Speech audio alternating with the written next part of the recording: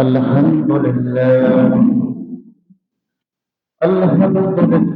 نحمده ونستعينه ونستغفره ونؤمن به ونتوكل عليه ونعوذ بالله من شرور أنفسنا ومن سيئات أعمالنا.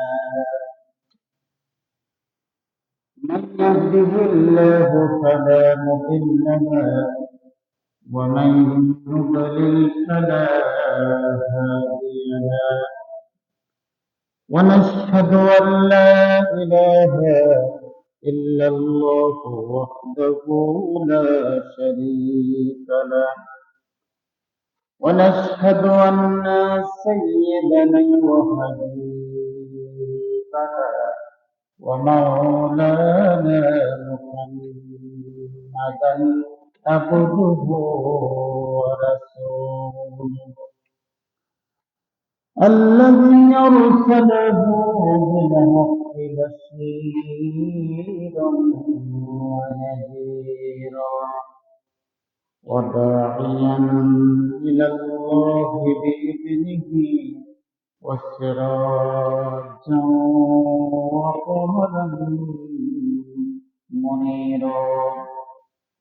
فقد قال الله تعالى في كلامه المجيد والفرقانه الحميد. أعوذ بالله من الشيطان الرجيم. بسم الله الرحمن الرحيم. إن الذين قالوا ربنا الله ثم استقاموا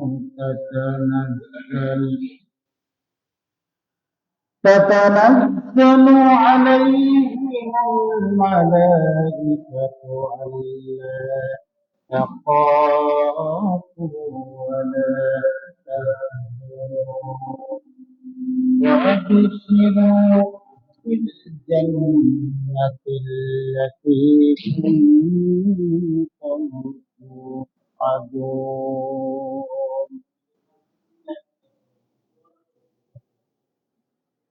نحن أولياؤكم في الحياة الدنيا وفي الآخرة ولكم فيها ما تشتهي أنفسكم ولكم فيها ما تدعون.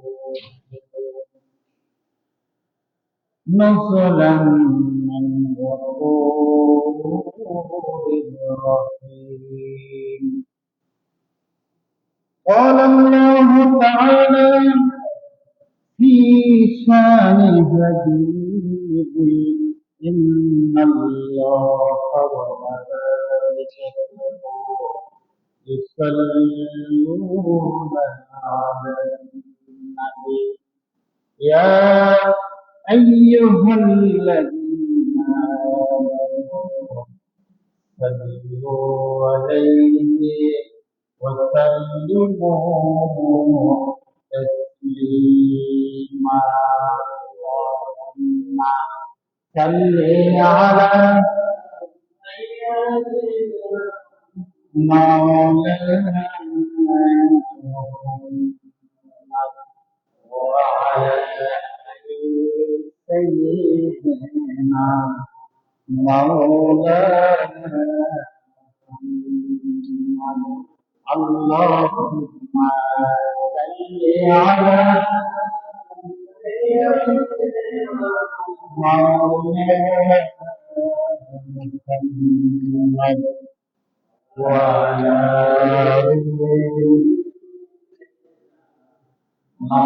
مولانا الله لها تشرفها بكما عليه السنة صلوا عليه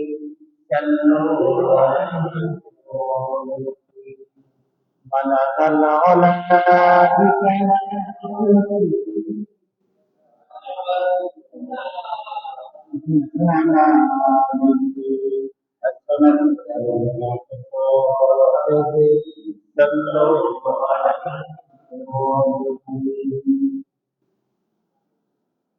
উপস্থিত মাহফিল মুহতারাম, হযরত উলামা ইকরাম, সম্মানিত ইমাম সাহেব, সম্মানিত মুসলিম ইকরাম, পর্দার পরলায় বসে আছেন আমার সম্মানিত গুণান্বিত ওয়ালা সরলার মধ্যে সম্মানিত মা ও বোনেরা, আসসালামু আলাইকুম ওয়া রাহমাতুল্লাহ। মহান আল্লাহ পাকের যে আল্লাহ রাব্বুল আলামিন আল্লাহর শত শত মুসলিমান কয়েকজন লোককে আল্লাহর ঘর মসজিদে বাইতুল্লাহ আসার এবং বাসার তৌফিক দিয়েছেন। আমরা কালিমাতুল শাহাদাতে বলি আলহামদুলিল্লাহ। দরুদ ও সালাম প্রেরণ করে মানবতার মুক্তি ও আকাই নামদার তার মদিনা বিশ্বনবী জনাবে মুহাম্মদুর রাসূলুল্লাহ সাল্লাল্লাহু আলাইহি ওয়াসাল্লাম। সম্মানিত হাজিরিন, সম্মানিত মুসল্লি ভাইরা, আমি মহাগ্রন্থ আল কোরআনের 41তম সূরা সূরাতুল হামিম সাজদা, এই সূরাটির মধ্যে একটি সিজদার আয়াত রয়েছে। আরেকটি নাম হচ্ছে সূরাতুল ফুসসিলাত। সূরাতুল ফুসসিলাত এই সূরাটি মক্কায় নাযিল হয়েছে। এই সূরাটি কোথায় নাযিল হয়েছে? এই সূরাটির মধ্যে আলোচনা রয়েছে তাওহীদ, রিসালাত, একাত্মবাদ, জান্নাত, জাহান্নামের সম্পর্কে আলোচনা করা হয়েছে। এমনকি ঈমানের উপরে অবিচল থাকার জন্য যে সমস্ত লোক অবিচল ছিল তাদের জন্য সুসংবাদ রয়েছে। তাদের জন্য কি রয়েছে? এখন আমার সাথে বলে ইন্নাল্লাযীনা ক্বালু রাব্বুনাল্লাহু সুম্মা ইসতাকামু তাতানাজ্জালু আলাইহিমুল মালায়েকাতু আল্লা তাখূফু ওয়া লা তাহজানু وأبشروا بالجنة التي كنتم توعدون। আল্লাহ রাব্বুল আলামিন তার কালামে ঘোষণা করেছেন, ইন্নাল্লাযীনা ক্বালু রাব্বুনাল্লাহ, নিশ্চয় নিশ্চয় তারা বলবে, যারা বলবে রব্বুনাল্লাহ, আমার রব হচ্ছেন একমাত্র আল্লাহ। আমার রব হচ্ছেন কি? একমাত্র আল্লাহ। আর কারো দাসত্ব চলবে না, কারো রাজত্ব চলবে না, একমাত্র আল্লাহর আনুগত্য ছাড়া, আল্লাহর হুকুম ছাড়া আর কারো আইন বাস্তবায়ন করা যাবে।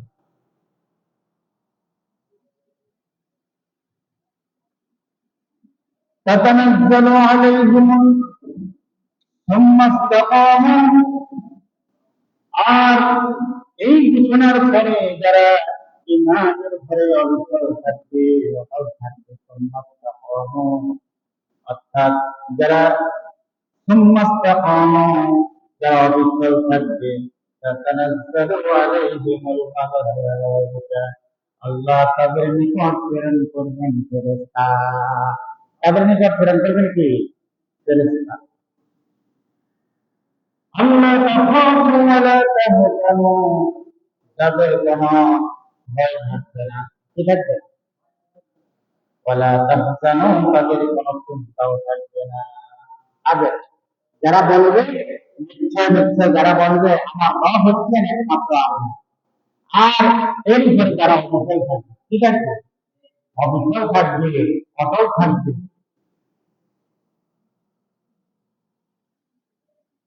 তাদের জন্য আল্লাহ কি প্রেরণ করবেন? তাতানাজ্জালু আলাইহিমুল মালায়েকা, মালায়েকা মানে ফেরেশতা। মালায়েকা বলছেন, মালায়েকা তো বহু বছর পর বহু ফেরেশতা তাদের জীবন প্রেরণ করবেন। আল্লাহ তাখাফু, তারা বলবে তোমাদের কোনো আশ্রয় নাই, কি নেই? ওয়ালা তাহজানু, তোমাদের কোনো চিন্তার কারণ নাই। وأبشروا بالجنة التي كنتم توعدون। وأبشروا, তোমাদের জন্য সুসংবাদ, কিসের জান্নাত মানে জান্নাতের সুসংবাদ, কুনতুম তুআদুন, এই জান্নাতের সুসংবাদ যে তোমরা মনের ভিতরে আনন্দিত হতে পারো। আর যে প্রতিশ্রুতি আল্লাহ রাব্বুল আলামিন তোমাদের সাথে ওয়াদা করেছে, তুআদুন মানে কি? ওয়াদা করেছেন। আল্লাহ ওয়াদার মধ্যে কোনো ফাঁকি রাখেন। যদি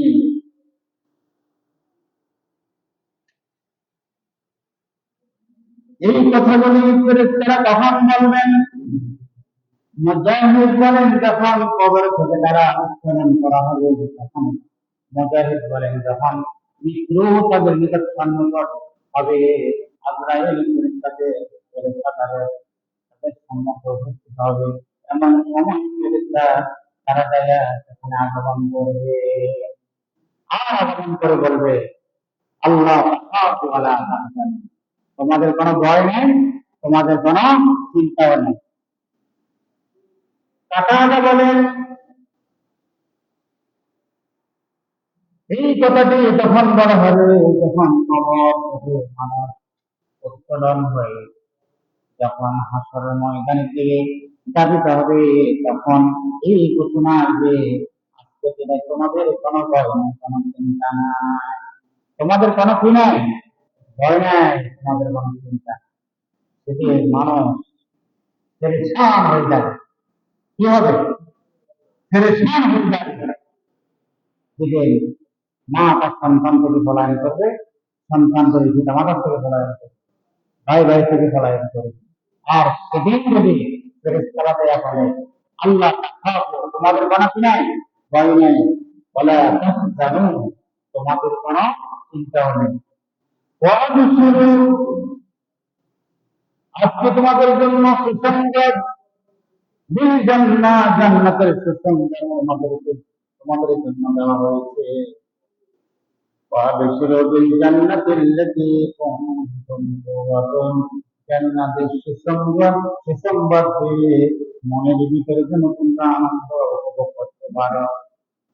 কুনতুম তুআদুন, তোমাদের জন্য যে আল্লাহ এই প্রতিশ্রুতি দিয়েছেন, যে ওয়াদা দিয়েছেন, জান্নাতের যে ওয়াদা দিয়েছেন, এই ওয়াদা শুনে তোমরা যেন মনের ভিতরে আনন্দিত হতে পারো। শুধু তাই নয়, ফেরেশতারা বলবে না হানো, না হানো মানে আমরা, না হানো আমরা, আউলিয়াউকুম, তোমাদের বন্ধু ছিলেন, ফিল হায়াতিদ দুনিয়া, দুনিয়ার জীবনে, দুনিয়ার কি জীবনে, যেমনি ভাবে আমরা তোমাদের বন্ধু ছিলাম, অফিল আখিরাহ, আখিরাতে তোমাদেরকে আমরা ছেড়ে যাব না, আখিরাতে তোমাদের সাথে আমরা সঙ্গী হয়ে থাকবো।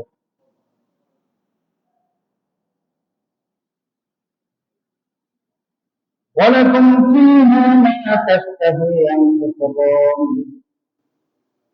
তোমাদের জন্য মা তাশতাহি, তোমাদের মন যা চাইবে, কি চাইবে?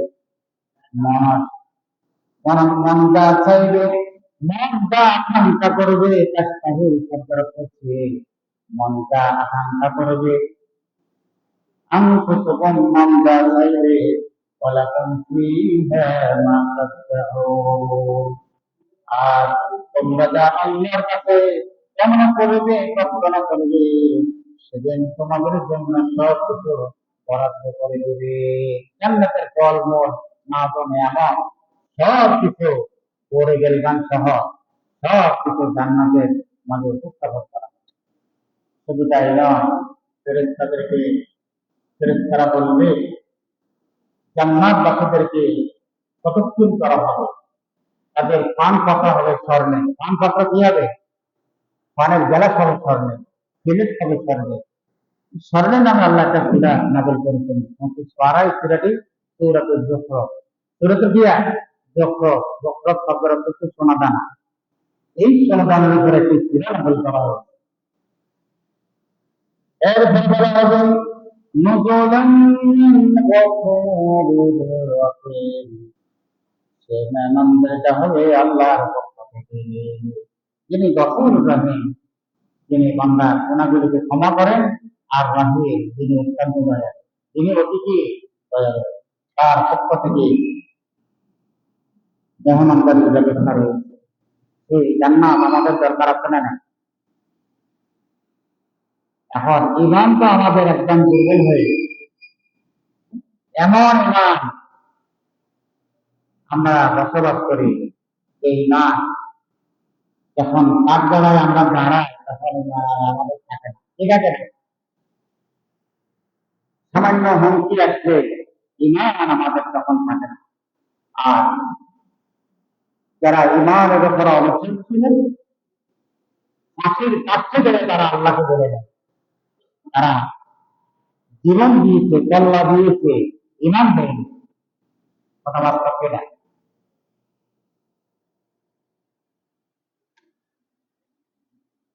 বাংলাদেশের এক নক্ষত্র মেয়েটা সমানে জেলখানার রক্ষী যিনি ছিলেন, তার কাছে খবর আসলো এই লোকটা 3 ঘন্টা পরে ফাঁসি হবে। কি হবে? 3 ঘন্টা পরে ফাঁসি হবে। তার কাছে যখন এই সংবাদ গেল, তিনি বলছেন আলা নাসরাল্লাহি, আলা ইন্না নাসরাল্লাহি, আল্লাহ সাহায্য তিনি করেন। আল্লাহ সাহায্য দিয়ে নাসরুম মিনাল্লাহি ওয়া ফাতহুন করিম, অবশ্যই অবশ্যই আল্লাহ আমাদেরকে সাহায্য করবেন। এই সাহায্য বেশি দূরে নয়। এই সাহায্যকে আলা ইন্না নাসরাল্লাহি করিম, আল্লাহ সাহায্য বেশি দূরে নয়। তিনি বলছেন, জেল গেলের সেই রক্ষককে বলছেন, তাহলে আমি 2 ঘন্টা একটু ঘুমিয়ে, 2 ঘন্টা ঘুমিয়ে নিই। 1 ঘন্টা বাকি থাকতে আমাকে একটু জাগ্রত করে দিলেন। তখন আমি ওযু করে আমার মাহবুবের সাথে সাক্ষাৎ করে এই 4টি কথা মাহবুবের নিকট আমি পেশ করব। আর তখন তিনি 2 ঘন্টা তিনি ঘুমিয়েছিলেন, কিভাবে তার ঘুমটা হলো 3 ঘন্টা পর তার মৃত্যু হবে, সে নিশ্চিত জানতে পারার সাথে সাথেও সে কিন্তু ঘুমিয়ে গেছে। এটা হচ্ছে তার শেষ। তিনি বলছেন অবশ্যই আমার আল্লাহ আমার সাথে সাক্ষাৎ করবে। কেমন ইমান! একজনকে প্রস্তাব দেওয়া হলো, আমাদের দেশে যিনি আলেম পরিচ্ছিলেন মনে আল্লামা দেলোয়ার হোসেন সাহেব, আমার কাছে একটা প্রস্তাব গেল, শুধু আপনি বলেন যে আমি যত কিছু বলেছি বলে আমি ভুল বলেছি, আপনি ভুল স্বীকার করেন, তাহলে আপনাকে এটুকু খালাস দিয়ে দেওয়া হবে। বলেন, এটা কখনো না। আমি ইমানের উপর অবশ্যই ছিলাম, কোরআনের একজন খেদমতকারী ছিলাম, সন্তান অবসর মাঠে ময়দানে কোরআনের তাফসীর করি। এটাই যদি আমার অপরাধ হয়ে থাকে, তাই আমার মাহবুবের সাথে সেদিন আমি সাক্ষাৎ করে বলবো যে আল্লাহ, তোমার কোরআনের আইনকে বাস্তবায়ন করার জন্য আমার জীবন নিয়ে জেলখানায় তাকে হত্যা করা হলো। ইমান, ইমানের উপর ইমানের উপরে অটল থাকার কারণে বিনা দোষে জেল খেটেছে। তাকে সাক্ষী মানা হলো, কিন্তু হিন্দু বেচারা সেটা অমুসলিম, তারপরে ইমান নেই। সুখরঞ্জন বালি বললেন যে আমার বাইরে হত্যাকাণ্ডে কিন্তু এই জানোয়ার ছিলেন, কি ছিলেন? সুখরঞ্জন বালি বলল আমার বাইরের হত্যাকাণ্ডে জানোয়ার জড়িত ছিলেন না। আরেকজন সাক্ষীকে যখন আনা হলো যে কেন ওনার বিরুদ্ধে সাক্ষী দিয়েছে, তখন বলছে আমাকে হুমকি দিয়েছে আমাকে সাক্ষী করা। অথচ কোথায় জেলে রাজাকার আর কোথায় যারা মাঠে ময়দানে কোরআনের কথা বলেছিলেন, যারা ইমানের উপর অবিচল ছিল, তাদের জীবনটা তারা বিলীন করেছে। আমাদের ইমান সেরকম হতে হবে, আমাদের ইমান সেরকম হতে হবে, তখন আমাদের নিকট আল্লাহ ফেরেশতা প্রেরণ করবেন। আল্লাহ আমাদের নিকট কি করবেন? ফেরেশতা প্রেরণ করবেন। تتنزل عليهم الملائكة ألا تخافوا ولا تحزنوا وأبشروا بالجنة التي كنتم توعدون ثم استقاموا যারা বলবে সব রব্বুল আল্লাহ, যারা বলবে আমার রব হচ্ছেন একমাত্র আল্লাহ, আর এর উপরে যারা অবিচল থাকবে তাতানাজ্জালু আলাইহিমুল মালায়েকা, আল্লাহ বলেন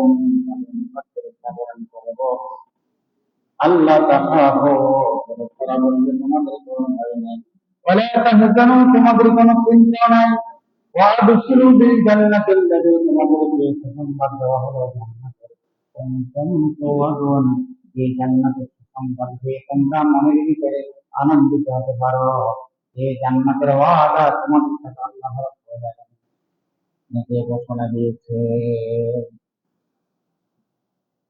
আল্লাহর নবী বিশ্বনবী একদিন এক আনসারী সাহাবীর জানাজায় অংশগ্রহণ করার জন্য গিয়েছিলেন, এমন সময় দেখলেন ওই আনসারী সাহাবীর কবর খননের কাজ কিছুটা বাকি রয়ে গেছে। তিনি এক জায়গায় কবর পাশে এক জায়গায় বসে পড়লেন, আর তার সাথে সাথে সাহাবায়ে কেরামও ওই জায়গায় বসে পড়লেন। আল্লাহ বিশ্বনবী বলছে, ও আমার সাহাবারা, তোমরা কি জানো ইমানদার ব্যক্তির রূহটা গান কবরের সময় যেভাবে ইমানদার ব্যক্তির রূহটা কবর করা হবে? সাহাবারা বলল, ইয়া রাসূলুল্লাহ, আমাদের থেকে আল্লাহ তার রাসূল এই ব্যাপারে ভালো জানেন। আল্লাহ নবী বলছেন, যখন কোন জান্নাতে ইমানদার ব্যক্তির রূহটা নেওয়ার জন্য ফেরেশতারা আসে এবং আজরাইল যখন আগমন করে, তখন আজরাইলের সাথে সাথে তার রূহ নেওয়ার জন্য অনেক ফেরেশতা সেখানে রহমতের ফেরেশতা উপস্থিত হয়ে যান। উপস্থিত হওয়ার পরে ফেরেশতারা তাকে ওয়েলকাম সালাম জানানো হয়। সুন্দর সাদা দপদপে একটা সুগন্ধি একটা কাপড় নিয়ে আসেন, আর ফেরেশতারা তখন তাকে সম্বোধন করে বলতে থাকেন, ইয়া আইয়াতুহান নাফসুল মুতমাইন্না তুরজি ইলা রাব্বিকি রাদিয়াতান মারদিয়া ফাদখুলি في عبادي وادخلي جنتي يا أيتها النفس المطمئنة। তিনটা নফসের কথা বলা হয়েছে এখানে, একটা নফসের কথা উল্লেখ করেছে মুতমাইন্না, শান্ত আত্মাকে বলা হয়েছে, যে আত্মা আল্লাহর হুকুমে সবসময় সন্তুষ্ট থাকতো, সে আত্মাকে বলা হয় মুতমাইন্না। তখন সম্বোধন করে বলা হবে, ফেরেশতারা বলবে, ইয়া আইয়াতুহান নাফসুল মুতমাইন্না, হে শান্ত আত্মা বের হয়ে আসো, যে আত্মা সবসময় সুখে দুঃখে সর্ব অবস্থাতে মামলা হামলা মান্যক্রমে তুমি তোমার ঈমানের উপরে তিনি অটল ছিল।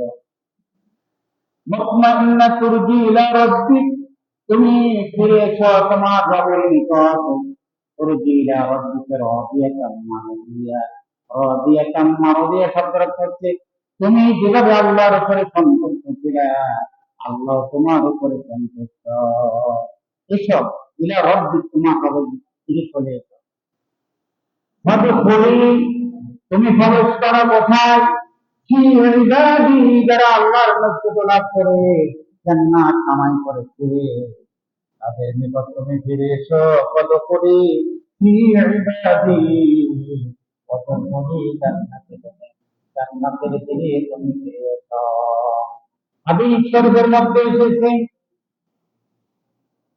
বলা হয়েছে, ইমানদার ব্যক্তির এমন ভাবে জানটা কবজ করা হবে, কোন নষ্ট করে দেবে রাস্তাটা খুলে দেওয়া হয়, আর তাকে সাথে সাথে পানি যখন বের হয়ে আসবে নষ্ট হবে, এমনি ভাবে ইমানদার ব্যক্তি ওটা কবজ করে ফেরেশতার সাথে আজরাইল সাথে মিলে ফেরেশতাকে দিয়ে দিবে।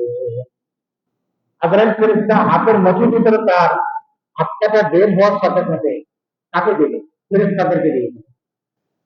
দিয়ে দেওয়ার সাথে সাথে ফেরেশতারা রওনা করবেন কোথায়?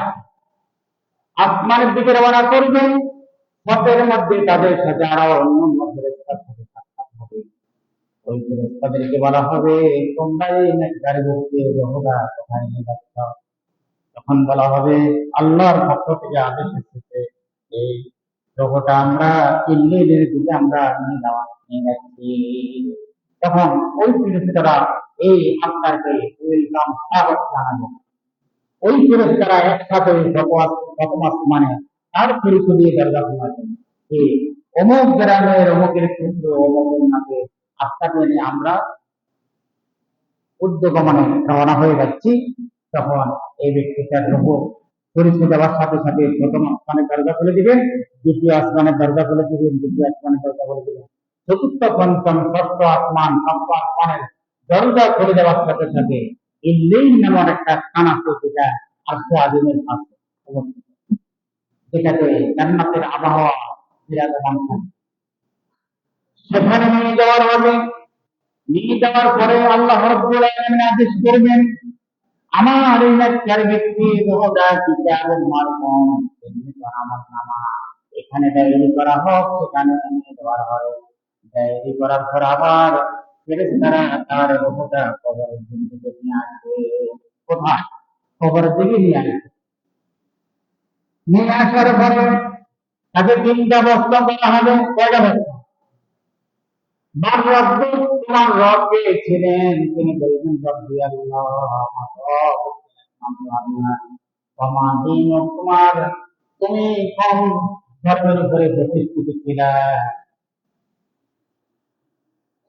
আমার রব্বু ক্ষমা দিন, তিনি বললেন, আমি ইসলাম, আমার ধর্ম হচ্ছে ইসলাম। মা হাজার রাজু, এই ব্যক্তিটাকে চিনো? আল্লাহ নবীর চেহারা দেখানো হবে। তখন বলবে, এই লোকটা আমার আপনার নবী, বিশ্ব জাহানের নবী, বিশ্ব নবী জনাবে মুহাম্মদুর রাসূলুল্লাহ সাল্লাল্লাহু আলাইহি ওয়াসাল্লাম।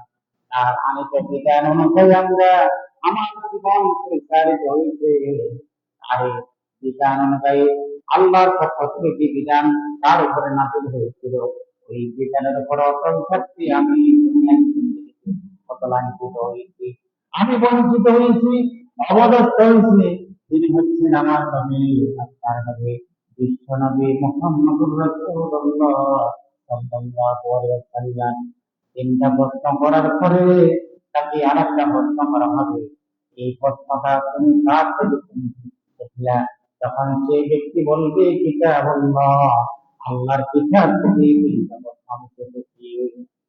তখন বলা হবে, ও আমার ফেরেশতারা, আল্লাহ বলবেন, এই ইমানদার ব্যক্তির কবরটাকে সবচেয়ে বিপদ প্রসারিত করে দাও, সেগুলা সফলা বাগানে পরিণত করে দাও, আর জান্নাতের দরজা খুলে দাও, কবরের দরজা খুলে দাও। জান্নাতের আবহাওয়া মিষ্টি বাতাস যেন এই ব্যক্তির কবরে কিয়ামত পর্যন্ত যেন প্রবাহিত হতে থাকে। আরেকটা ব্যক্তির, বক্তার ব্যক্তির রুহ নেওয়ার সময় যখন ফেরেশতারা আগমন করবে, বিকট ধারণ করে আলো একটা খসখসে কাপড় নিয়ে তার সামনে উপস্থিত হবে। আর তখন আজরাইল ফেরেশতা তার সম্মুখে বসবে, ফেরেশতারা তার পায়ের দিক থেকে তার দেহের ভিতরে প্রবেশ করবে। ওয়ান্নাজিয়াতে গারকা, মানে ফেরেশতারা তার দেহের ভিতরে ডুব দিবে এবং কি ছিল খুশিরা এমন ভাবে তার দেহটা বের করে নিয়ে আসা হবে, জীবন্ত কোন পশুর শরীর থেকে নাম আলাদা করতে চাইলে যাবে কষ্ট হয়, আর সেই লক্ষ কোটি কোটি গুণ কষ্ট হবে তার দেহটা বের করে নিয়ে আসা হবে। নিয়ে আসার পরে ফেরেশতারা আজরাইল ফেরেশতা ওই ফেরেশতাদেরকে রোহটা দিয়ে দিবে। আর ওই ফেরেশতারা তার দুর্গন্ধময় যুক্ত ওই কাপড়ের মধ্যে তার দেহটা নিয়ে আসমানের দিকে যখন রওনা করবে, পথের মধ্যে আবার ফেরেশতারা জিজ্ঞাসা করবে, কোন ব্যক্তির দেহটা নিয়ে তোমরা আসমানের দিকে রওনা হয়ে যাচ্ছ? তখন বলবে, অমুক গ্রামের অমুকের পুত্র অমুকের যে আত্মাটা নিয়ে যাচ্ছি বদ আত্মাটা। তখন তারা বলবে, এই ব্যক্তির আত্মা নেওয়া আসমানের দিকে নিক্ষেপ করা হচ্ছে, এই ব্যক্তির জন্য লাল ছুটে এসেছে। কি ছুটেছে? লাল ছুটে এসেছে। এই ব্যক্তির দেহ আসমানের দিকে রওনা করা যাবে না, এই ব্যক্তির দেহ কোথায় নিক্ষিপ্ত করা হবে? কিতাবান মারকুম, আল্লাহ ইন্না কিতাবাল আবরার, আল্লাহ ইন্না কিতাবাল ফুজ্জার রাফি সিজ্জিন। ফেরেশতারা এমন ভাবে ক্ষিপ্ত হবে, তখন এমন ভাবে নিক্ষিপ্ত হবে মাটির সাত তলা জমিনের নিচে নাক রোজা সেখানে স্থানান্তরিত করা হবে।